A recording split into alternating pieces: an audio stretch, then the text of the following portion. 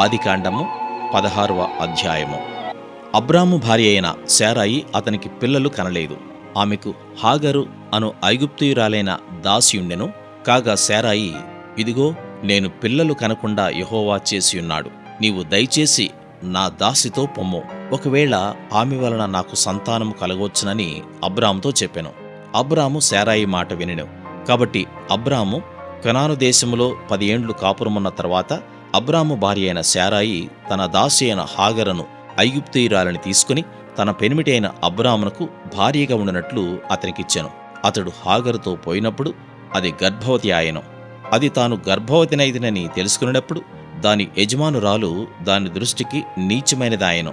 అప్పుడు శారాయి, నా ఉసురు నీకు తగులును, నేనే నా దాసిని నీ కౌగిటికిచ్చిన తర్వాత తాను గర్భవతినైతినని తెలుసుకున్నప్పుడు నేను దాని దృష్టికి నీచమైన దానినైతిని, నాకును నీకును యెహోవా న్యాయము తీర్చునుగాక అని అబ్రాముతో అనెను.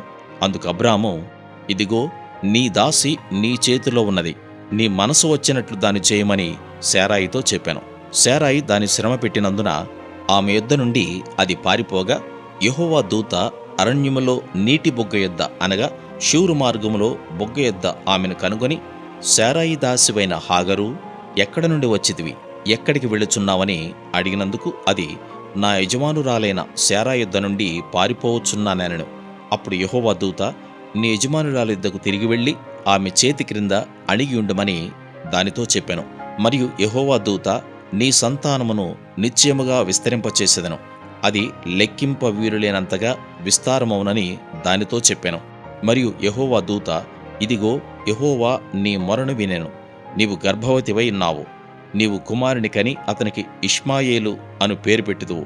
అతడు అడవి గాడిద వంటి మనుష్యుడు, అతని చెయ్యి అందరికిని అందరి చేతులు అతనికిని విరోధముగా ఉండను.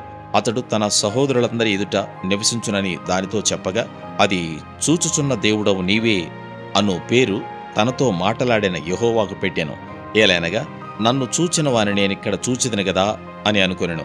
అందుచేత ఆ నీటి బొగ్గకు బెయేర్ లహైరోయి అను పేరు పెట్టబడెను. అది కాదేషుకును బెరెదుకును మధ్యనున్నది. తరువాత హాగరు అబ్రామునకు కుమారుని కనెను. అబ్రాము హాగరు కనిన తన కుమారునికి ఇష్మాయేలను పేరు పెట్టెను.